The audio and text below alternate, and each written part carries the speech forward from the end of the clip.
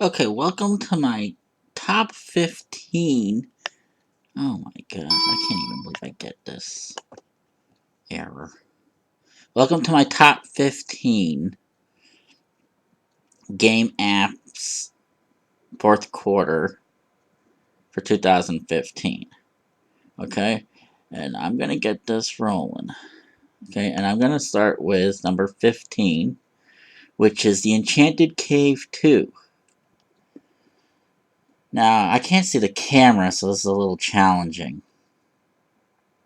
Alright, so I remember doing an actual top 15 before for third quarter, and this got in a kind of middle-ish place. I mean, it wasn't that. I mean, it wasn't a bad app, you know. And I mean, I'll explain a few things about this app. I'm not going to explain everything in detail, but if anybody would like to purchase this app, it's cool. You know, it's not a bad game per se. It's actually very cheap, a few dollars. Uh, but the way the game works is that you go through this cave, and it's a 100-floor cave, and you're able to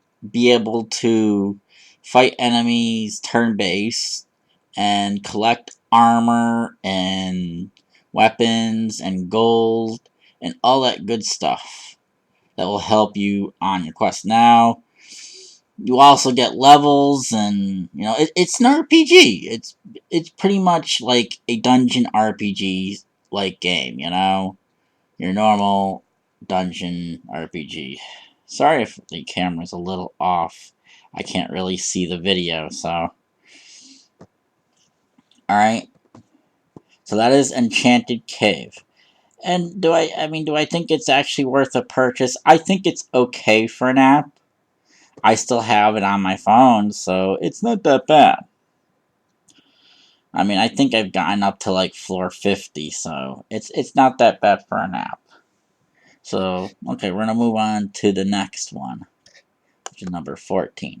Now, this one's an actual new one to the top 50 for the top games here, game apps. This is a bus simulator type game. Now, this is a cool game. I mean, if you like this kind of game, if you like the driving type games where you can actually drive a bus around a town or a city, you know, it's kind of fun. It's a little, you gotta kind of know how to drive so that you don't just run into anything, you know, that you're not supposed to run into. Now, I think you can get different buses. I'm not sure if you can get different buses, but I know you can get different, like, areas. You can earn different areas. I haven't delved too much into this simulator, so I do think, though, for a simulation, it's not that bad for a simulation game. Now, I hope if anybody actually plays this game, they actually have their license first, maybe? I don't know. Okay, well, anyways. Moving on to 13 is End of Aspiration. Yeah, this kind of moved down a few spots, didn't it? From the last one. But that's probably because I've played a few new games since that time. And that's how this stuff kind of happens. It's like as if somebody created a top 10 PS3 games the next year, you know, because his top for the next year might be a bit different, you know. But End of Aspiration, I think, is still a bit of a quality game. You know, I play it occasionally.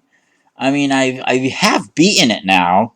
I mean, since the last time I've actually spoken about it, which is actually good. I mean, there are some extra things after the final boss that you can actually, you know, do. Like you can actually go through like the last area and get some good stuff, and I mean, I guess the only thing I have to say beyond what I've already said about this game already, and by the way, you can play this offline, is that I think there could have been more to this game than what they're actually throwing at you. I mean, it is kind of a short game, but at the same time, if you're into those short games that have a decent kind of story, where you're after information about the mafia and you find out, what you need to know, and then you kill the final boss and, whatnot. I mean, it's a little cliche, but it's not over cliched, I guess. I enjoy End of Aspiration still, so it's not a bad quality game. Alright, I'm gonna move on to 12. Alright, 12 is actually Soul EX. Now again, this is another game that I didn't get too much into. But I do know a few things about it that would make it in a top 15. Okay?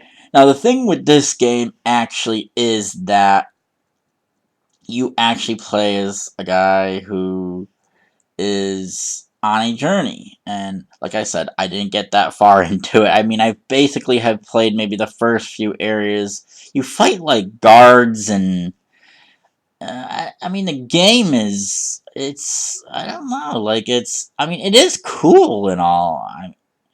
I mean, and it is kind of animated, but I mean, it's an action RPG where you level up, but the game can get kind of enemy swarmy like, because there are times when the enemies will swarm you and you'll get bashed in, and then you might just die. And I think you lose some stuff if you actually die. I don't recall though exactly what. But the game is actually still pretty good, and I would definitely give it a worthy add to this list, of top 15 game apps. Not sure. Let's check the camera to see how I'm doing camera wise before I move on. Okay. I just wanted to see how I'm doing. Ah, there we go. I can keep that little photo right there. That seems kind of cool. Ah, it is a little angled, huh? Yeah, it is a little angled. Okay, so I'm gonna move on to number 11. Okay, number 11 is Bingo. Yes, I know Bingo again. Bingo did move down a few spots too, because again, I've played new games. Now again, Bingo I think is it's a good like I don't know, board game, I guess I would call it. I know mostly only older people like playing bingo because they have, these places where older people do play. And I guess, I don't know, some other people do play. I don't know if they do, but I heard some others do. But I don't know, I think bingo is a fun game to me. And I'm going to just pick it as number 11. And if you don't know how to play it, well, there's definitely instructions online of how to play, and you can also check my other video out, because I guess I give some small hints as to how you play. Just making sure this is staying. Oh, there we go, sorry. See, I can't really see the video. Okay. Ah!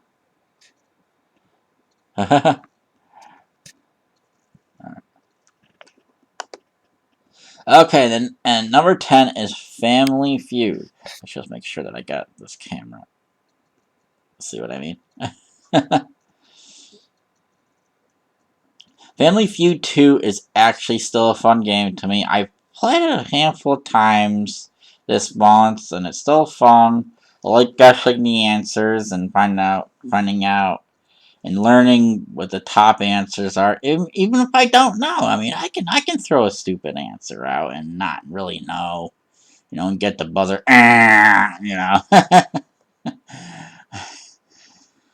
And yeah, I pretty much explained how you play this game. You know, it's based off of, you know, the top 100, what 100 people think about, you know, certain topics. You know, I think some of you get the general gist of that. I'd hope it's a fun game to play. I mean, for 10, you know, for the 10th spot,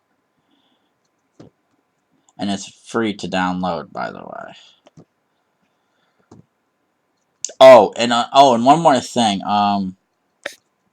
Make sure that I'm still centering this camera. Yeah, I'm not centering this camera.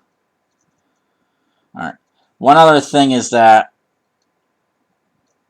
they haven't really changed much as far as changing the people that you want to play.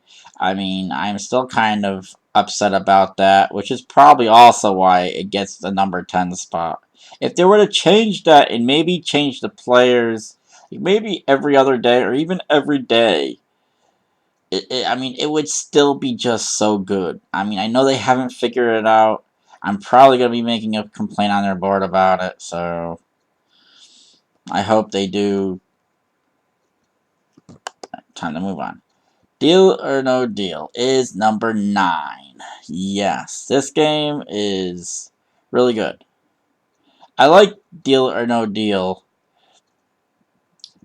but I mean, I can't just really seem to win at this game, which is why I don't really like it all that much. I mean, come on. How many people out there will play Deal or No Deal and say, I've kind of just had it with this game because I just can't simply win. I can't get that win. I mean, and some people actually enjoy that, like about the Deal or No Deal app game, you know. They'll say, "Oh, yeah, I just can't win at this because, you know, it's a game based on luck. You know, you gotta choose the right case for you to actually win, or you gotta choose the case that is the higher. I think it's the yeah. I think you have to choose the higher case in the end. Which case you think is the highest?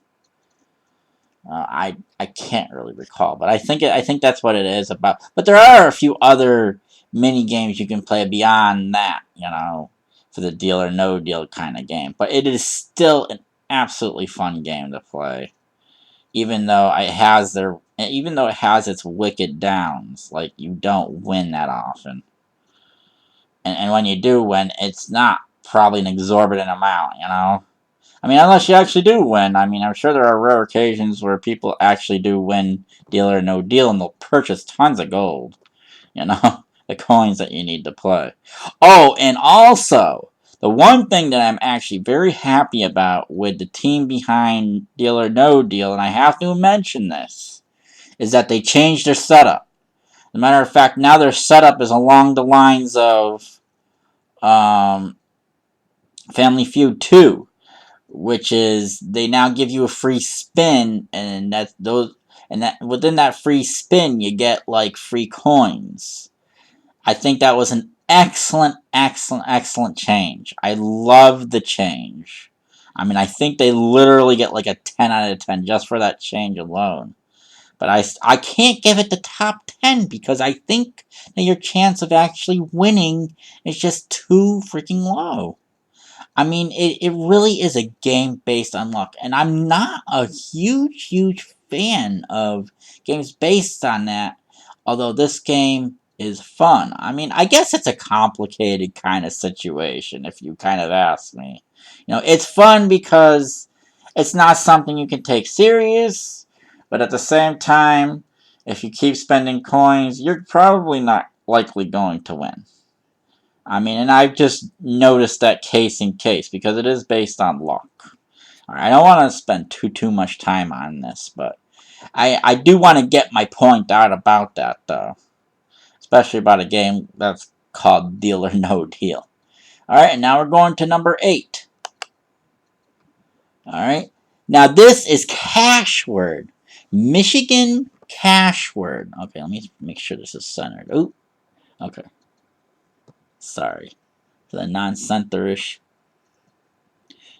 Yeah, this is the Michigan Cashword. I love playing this game, and this is a new game app that I've started playing. And it's very fun, and you don't have to spend any money. You can spend money if you want to, but you don't have to spend any. But I've made some mistakes while playing this game too, I have to admit. Because there were times I had actually won, and the game's telling me, well, if you had actually played, if you had actually put in some money for this round, you probably would have won some cash prizes, something like that. So I kind of miss out on that. But at the same time, if I lose whatever I spend. Because, again, it's a game of luck. You don't know the letters you're going to actually get. You don't know if they're going to give you an X or Z, which can be completely useless. Or maybe even a Q. I think you guys get the gist of what I'm trying to say, though. Especially for a game that's called Cashword. But basically what this game is about is... It's about, like, okay, if you see over here, you can see, like, these stars. Now, these stars all have letters underneath them. And when you click on a star, you'll be able to click out, like, whatever letters you see on this board. So, I mean, it's cool in that way. I think Cashword is a very big money-making game, and I think that the gamblers that create these gamble creators, or whatever you want to, gamble card creators, whatever, they're making dough on it. But at the same time, people got to win these games, because if they don't feel like they're going to win at these games, they feel like, it's just all bad. Or it's just mostly bad. Well, at least some will. Some may still, say, okay, maybe there's still a chance that I can win. Which is why people still gamble at casinos, by the way. And they do. I don't myself, but some people do. I know, I guess that says something about me, doesn't it? But, I've always wanted to go to a casino, even though, I'm just saying, just for the sheer, travelness of wanting to go. Alright, anyways, so that's Cashword for number 8, which is nice. And I think you should get this game if you want to have some fun. Because it is a fun game, and you don't have to risk paying money if you don't want to. Alright, number 7 is Dragon Quest II. Now, I know this was in 3rd way back when. But I should say this. I've beaten the game, and you know what? I still kind of like the game, and the game has some. Still, to me, the game still has some beautiful music, and I know that the Dragon Warrior games are not a big fan favorite, but some people do like them, some people don't, and this one is actually pretty hard. For a Dragon Warrior type game. But I still like this game. And this app actually does things a little differently than the actual Dragon Warrior 2 game. Like the first one. And and you could tell the graphics just by looking at this photo. It is a bit better than the actual first Dragon Warrior 2 game. So they've spruced it up, and it's still a good game. I'd even still replay it. I might replay it sometime in the future, so I think it's still a worthy mention of a game that I would like to continue to play on my phone. So if you want to get this one's actually worth it. It's only like, what is it, only like $3? $5? No, I'm sorry, it's $5 actually. I think it's only $5. So it's worth it if you want to purchase it. Alright? But I'm going to move on to number 6. I also want to say that when I move on to number 5, I'm going to turn my phone on.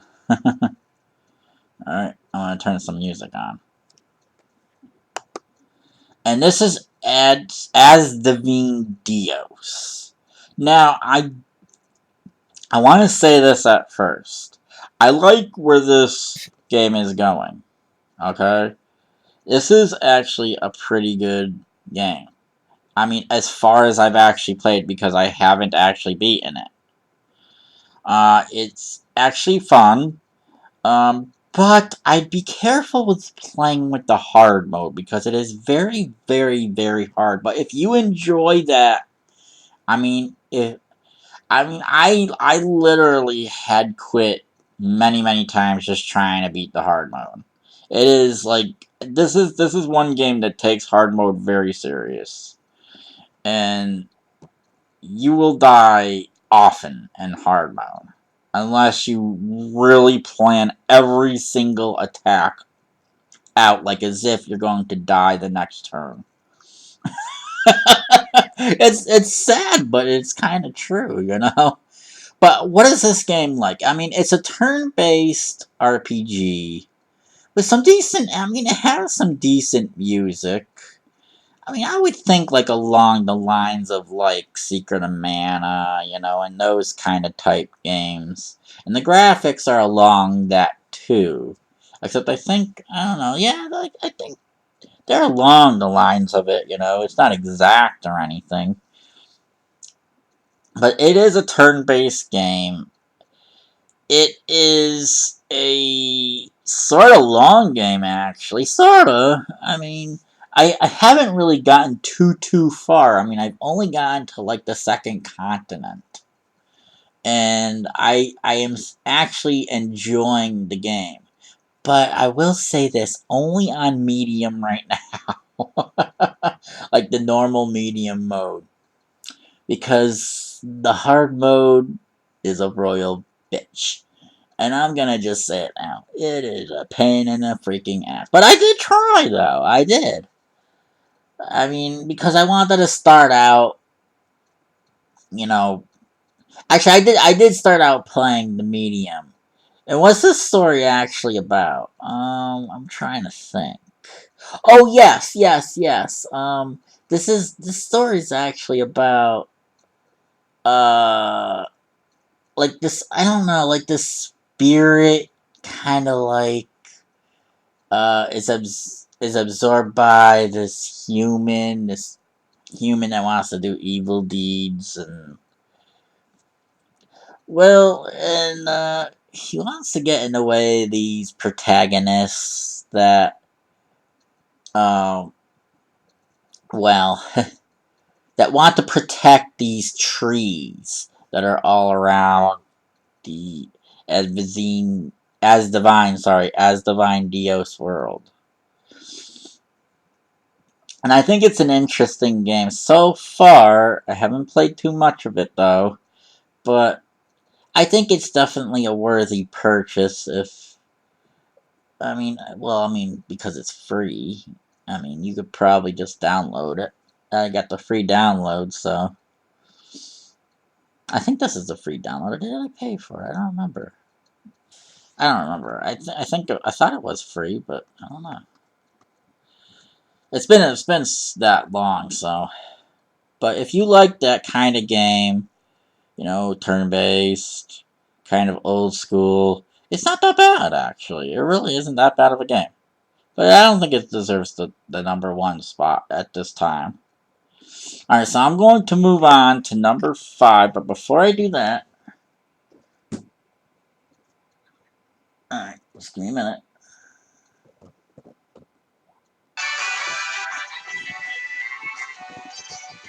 Alright.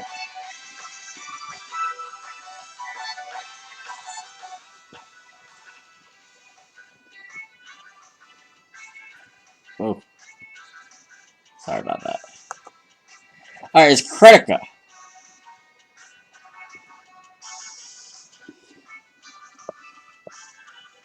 Alright. Now, I think I've said this before about Kritika. It is a pretty good game that I like quite a bit. I mean, you can only go up to level 60 as far as I've actually played. I mean, but the game is pretty long. Because, I mean, it's literally like 10 chapters. I mean, it's pretty long. All depending on how much you play, too, you know? I mean, if you really extend your play, then you can get there in maybe 3 or 4 days. I mean, if it's the only thing you do, you know? But, I mean, is it a game that's worth purchasing? Or is it a game worth getting in-app purchases? Oh, I think so. I mean, because the in-app purchases are actually good. I mean, they're the actual armor that you can equip on your characters and stuff for the life, you know. But again, I've complained before about how the graphics just seem a little out of touch in areas. Like, it's spotty, you know? Kritika is not a perfect game per se, but it's definitely a worthwhile game to play, you know? If you like the action role-playing game types like this, it's definitely fun. Alright, and I want to move on to number 4. Come on. Which is Gangster Vegas! Yes! Gangster Vegas has reached the 4th spot. Let me just make sure this is good. Okay. Ooh. Gangster Vegas has reached the 4th spot. And this is good news because I've gotten further into it. And it's getting a little better in some areas, but it's pretty bad in others though.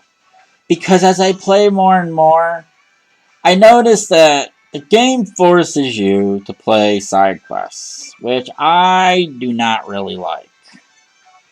And it's probably why it gets 4th. It is still a good game per se because it's one of the few free roam games that will actually allow you to replay any mission that you want to replay. Plus side quest missions if you ever want to replay those. And believe me, sometimes just wanting to run over somebody is just exactly what I want to do in a game. Find out how many people I can run over in Gangster Vegas just to see if I can challenge myself to get, you know, like a 4-star rating or 5-star rating, whatever, you know. But there are some, but I do have to say at the other end of things, they have some decent side quests. Like you can actually do races, you can race for money, and you can race for like, how should I put it? Like this experience point system for your character. Well, I think you actually have to play the actual missions in the game to boost that, to boost your level, to boost your experience, to boost your level. You also get skill points that will allow you to have more stuff as you use your skill points. So, like, if you want more bullets, you use skill points in the game. And another thing is that, well, they have some good challenges actually in this game, where you can actually brawl, like fist-to-fist brawl people. But I kind of just don't like how they close the area up. But I guess that's also what makes it challenging, because they close your parameter up that you can, like, move over to fist guys or to shoot guys, you know, that are within the distance of shooting range. Now, the story itself is actually okay. I mean, I don't know, kind of cliche a little bit, because I mean it's basically like this guy and he backstabs this other guy.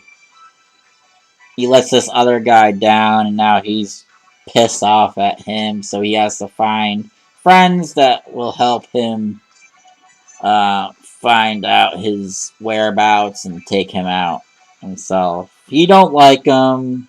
They don't like each other at all. So yeah, it's a protagonist versus antagonist kind of game. I don't know. Sometimes I kind of think the protagonist in this game can be sort of antagonistic. I mean, it is called Gangster Vegas for a reason. I mean, but there's also something else too. You have also the choice of purchasing vehicles. Now, this is a sweet thing because, well, I mean, even though some vehicles are expensive, this is good because you can actually have those vehicles be delivered to you by either paying money or gems. Now, you can earn gems in a bunch of ways. You can actually pay for gems, or you can earn gems daily just by coming in. But there's something messed up about that, too, actually. Because that's something they really need to fix. They say, oh, yeah, you'll get a gem a day. But I've noticed that I get like a gem every 3 or 4 days. In actuality. Which is not necessarily a good thing. And they're not really telling you the truth. But at the same time, I mean, the vehicles are worth riding. I mean, the game is worth the venture. You can actually ride an airplane. Like Vice City, well, you can't actually fly a plane in Vice City unless you can fly the Dodo. But, I mean, this has just more variety of cars, I think, than Vice City. I don't know. I mean, I guess it can go both ways, huh? But this game does have a variety of vehicles that you can drive. You can drive water, land, and air vehicles. Some of the vehicles are actually land and water vehicles, which I have. I think I have 2 of those, which is sweet. And another thing is that you can purchase. I'm trying to think of what it's called. You can purchase keys. Now, the thing with the keys aspect to this game is that you can use the keys to open. I'm gonna shut this music up now. Sorry, but yeah, you can choose to like use a key to open up um like this box that has some goodies in it, and you have a chance of getting one of those goodies, which is good. Now, there are some special prizes you get if you actually pay for, what do you call it? I can't remember, but if you pay for, like I can't remember what you call it, but it's like an admission, to do certain things though. Like it's VIP. Like if you can get silver, gold, bronze, VIP, kind of like that kind of deal. But I think you have to mostly put money into it if you want to get that though, and you get some worthwhile stuff if you do that. So I think if you were to ever purchase a game like this, you probably want to put your money into buying gems for the most part. Or if you want, you can purchase treasure boxes that you can pay for. I haven't really ever paid for any of those though. So I don't know what you actually. I mean, I don't know if you get like all those items that the box contains. I don't know. But that's why, I mean, I still haven't like gotten that deep into this game, but I've done some things, so, and it's enough for me to put it in the 4th place. So it's done something right. Alright, so I'm gonna move on to number 3. And number 3 is, that's right, Netmarble's Future Fight. Now, some of you probably have already played this game, some of you haven't. Okay?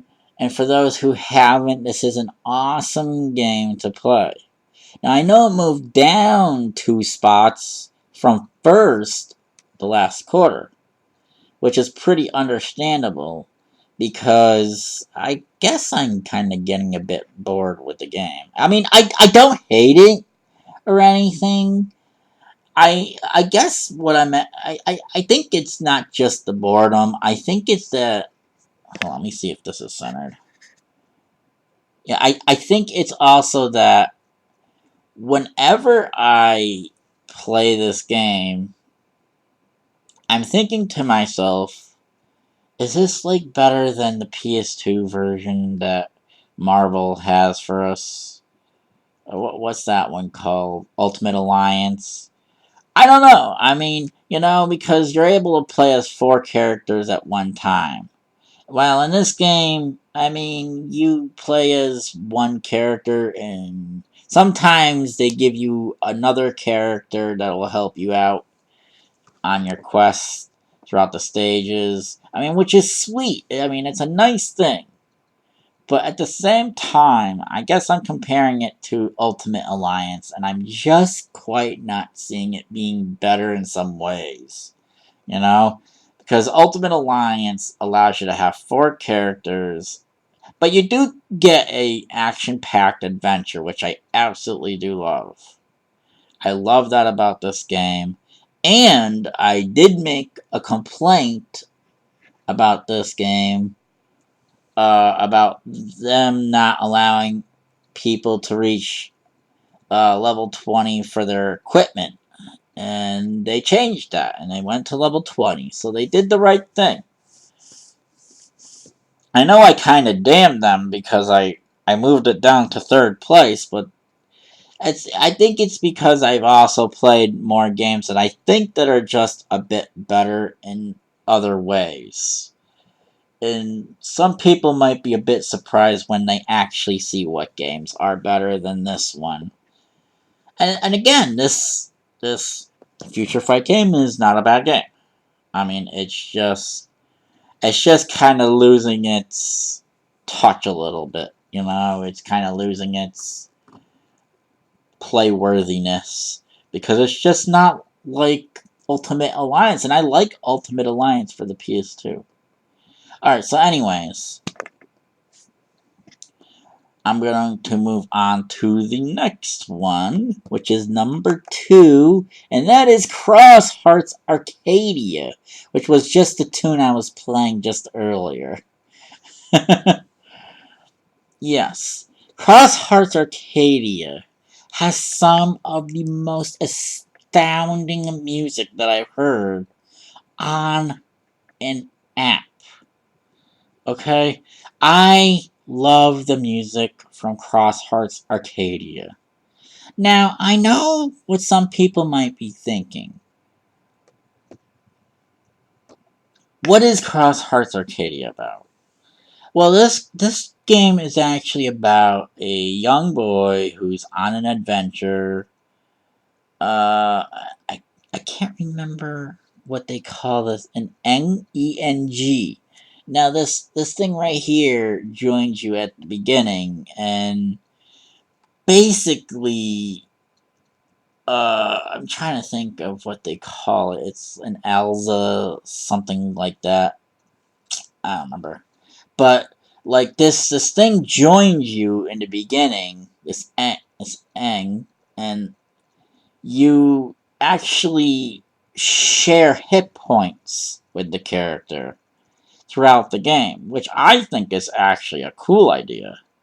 I mean, I didn't like it's funny because long ago I remember a game that came out where you had three characters in a game, and I can't remember the name of it at this time. But you had three characters, and they all shared a pool of hit points. I mean, I think it's a good idea, but for three characters, that's actually a bit much. For two characters, I think that's pretty dang good. I mean, unless if you like the three characters idea though of sharing a pool of hit points, that's fine with me. I mean, hey, whatever floats your boat. But I don't think I am going to like that much.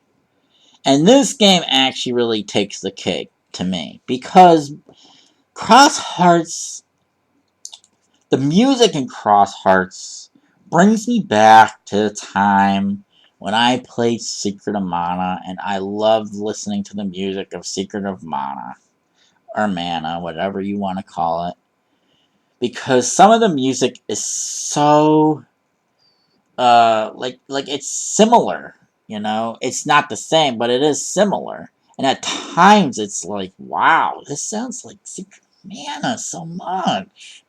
And it really brings me back to the time of those times when I used to play Secret of Mana. And Secret of Mana was a fun game back in the day.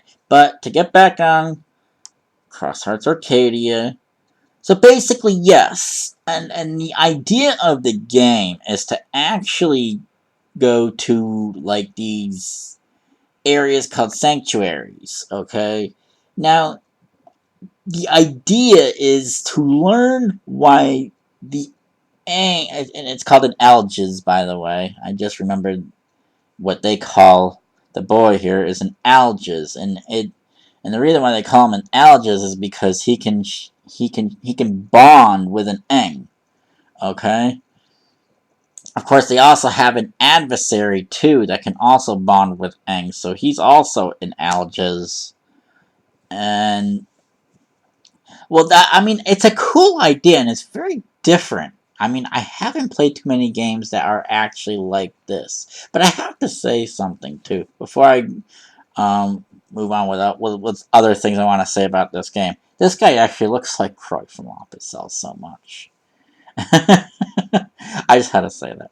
But anyways, so basically, yeah, you go on this adventure and you get her, and then after that, she leaves, and then you have to meet this guy here, and then you meet her, and then finally you meet him. But she rejoins you later, and she tries to just figure things out, you know. But she kind of this girl here actually kind of hides who she really actually is. And you actually find that out a little later. I know there's story spoilers here. I mean, if you really care to know. This guy's actually the prince.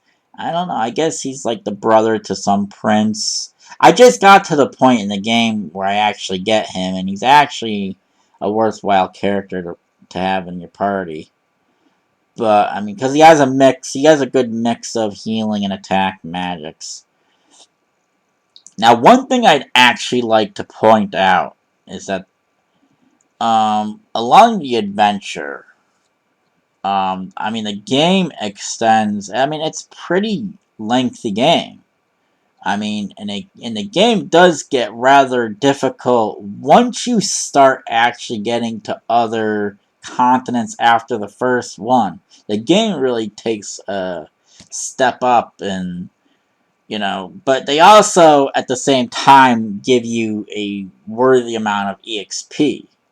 Okay, now how does like some people might ask, how does actually like leveling up work? Basically, of course, you get EXP, but for the Eng and the Alges, it's basically based off of when the Alges level up. That's when the Eng also gets his stats boosted, and you also get some bonus stats for the Eng as you're going through the game. So it's actually very much worth it. Now the battles themselves, they're actually pretty good. I mean, you tap on, you know, you actually get like a roulette, and it lets you choose which option you want to, use at the time in a battle.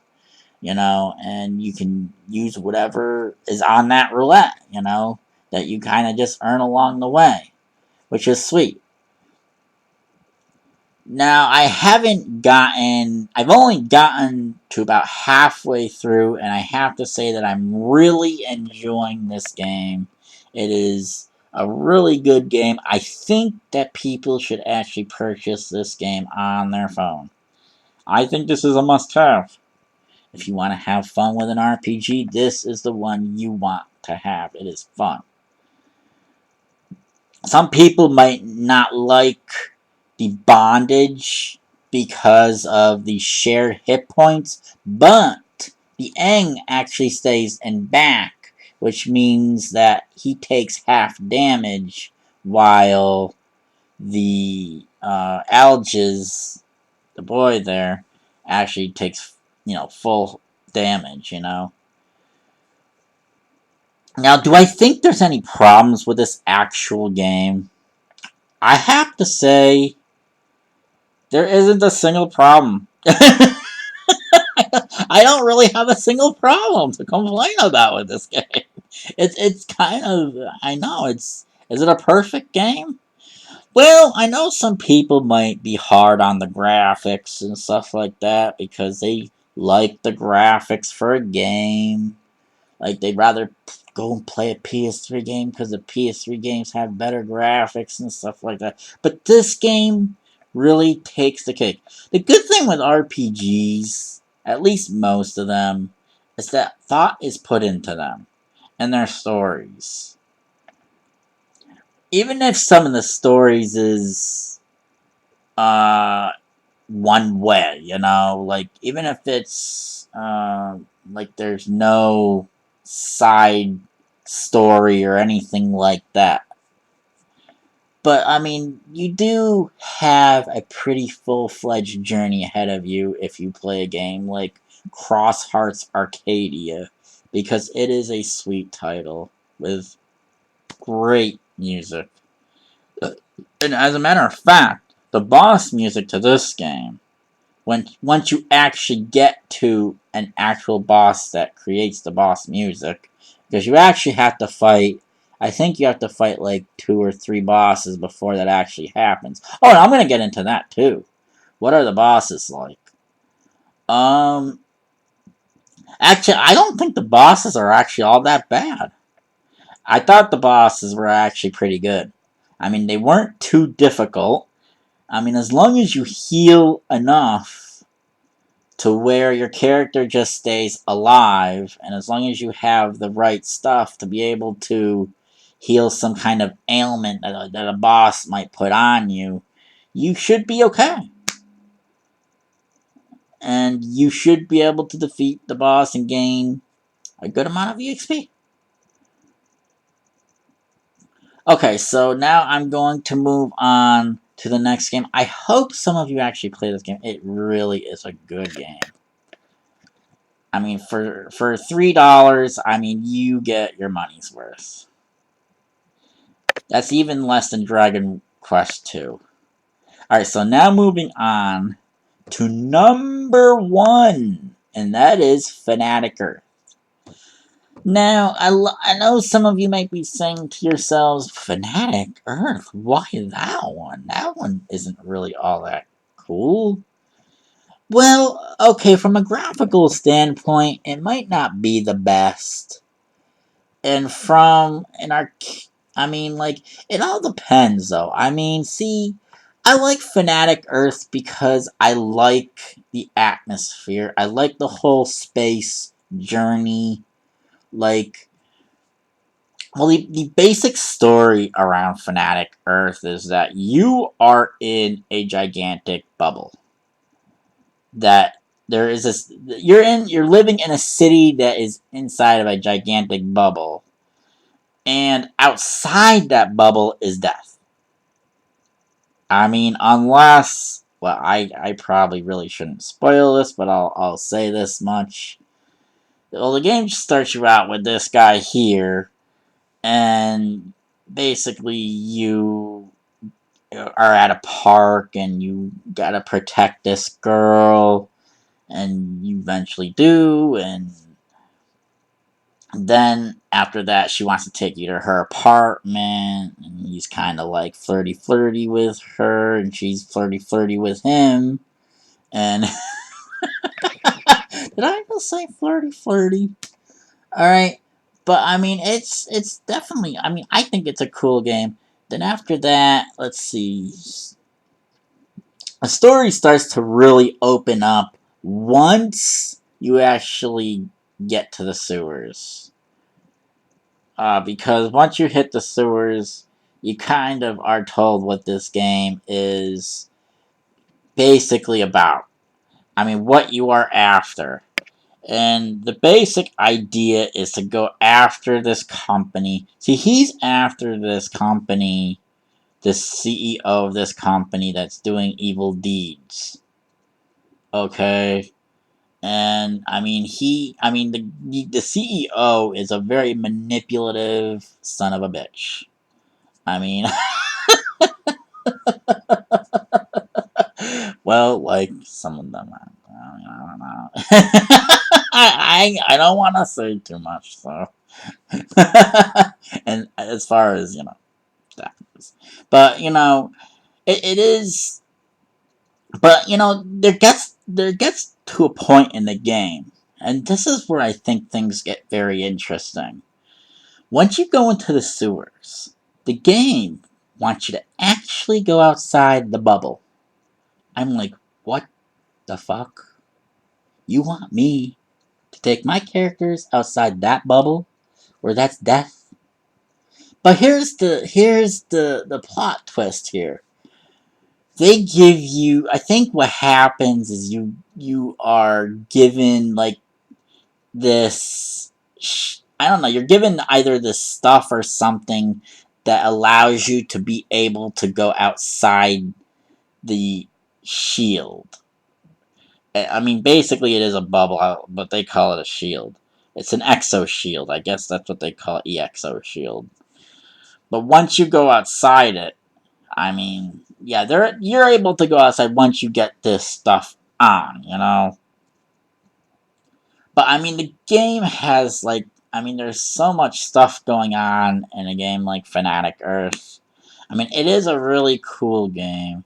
There's a bit of like you basically go from building to maybe to sewers and to land, and I mean, there's lots of variety. There is a variety of areas. I mean, I think there are the only thing I think I would actually complain about for a game of this caliber is that you probably go inside too many buildings. But for a game like this, I mean, that's just, I guess, one side of it, though, because for a game of this caliber, I mean, it's kind of evident that I think that they would force you to go into these buildings because something's awry. Especially if you're living inside a bubble and outside is gaseous death awaiting you. I hope that the creators of this game create a Fanatic Earth 2, because this is definitely a game worth playing if you like this kind of game. It is a turn-based battle type game. The music's good. But some people have complained also that there are flashy moments, which some people react differently to those flashes. Yeah, it's kind of sad that some people have to react that way. That they get that issue of reacting that way. It is pretty sad. But at the same time, I actually enjoyed Fanatic Earth. I would say for the most part. And I mean, like, and I'll say something else about this game too, because it gets the #1 spot. You're able to choose between easy, medium, and hard. Now, I have to say that, well, I played through the easy mode. I played through the medium. I didn't get to the end and beat it, but I am working on it still. It's like a working, it's like an in working progress kind of thing. So yeah. So I mean, it has good music, decent music. I mean, I guess like if I were to actually say what music to which game is better, the arcade Cross Hearts Arcadia, this I would still probably say Cross Hearts. But this game does it as far as the gameplay, I think, and as far as like the fact that you can actually get items that where you can actually get into a battle every step, which is actually really cool rather than walking around the whole screen to be able to get into a battle. Yeah, I mean, that's. I mean, if you want to, of course, it is a choice. And you also get magic, which is good. You get items. But actually, that's actually another complaint I have to make is that you're not actually able to purchase items once you pass. Well, you're not able to purchase, like, for instance, like when you are able to purchase the first tier healing item, you're not able to purchase that much later. I mean, unless you kept the ones you bought, or unless, I don't know, maybe unless you spend some kind of points later on. I don't know. I don't think you can actually get them. That's kind of the bad part. Uh, I mean, even though they start to really become worthless once your hit points start reaching super high, like 3,000s, 4,000s. I mean, what is 300 gonna do for you when you have 4,000, right? I mean, what are you gonna do? Just keep using hundreds of freaking healing items? Yeah, that's what I want to do. I want to use like 50 healing items to heal my character. Okay, it's kind of a, I don't know, it's a small complaint, I guess. But still, I still kind of rather have it because maybe I want to just heal 300 and the enemy only hits like 100 or 200. What? I can complain about something like that. All right, so I just want to say that if you guys ever want to purchase Fanatic Earth, it's definitely a worthwhile game to play. And I mean, it's like a game where it starts out being kind of good because you're protecting this girl, and then things go awry, and she gets kidnapped. So I hope you enjoyed this top 15 fourth quarter game. What I call it? Yeah, game app. Top 15 fourth quarter game app. And I hope that you watch my next top, which will be 20. I am going to go to 20, but I think that's going to be my limit is 20. So, thank you for watching the top 15 game app for fourth quarter.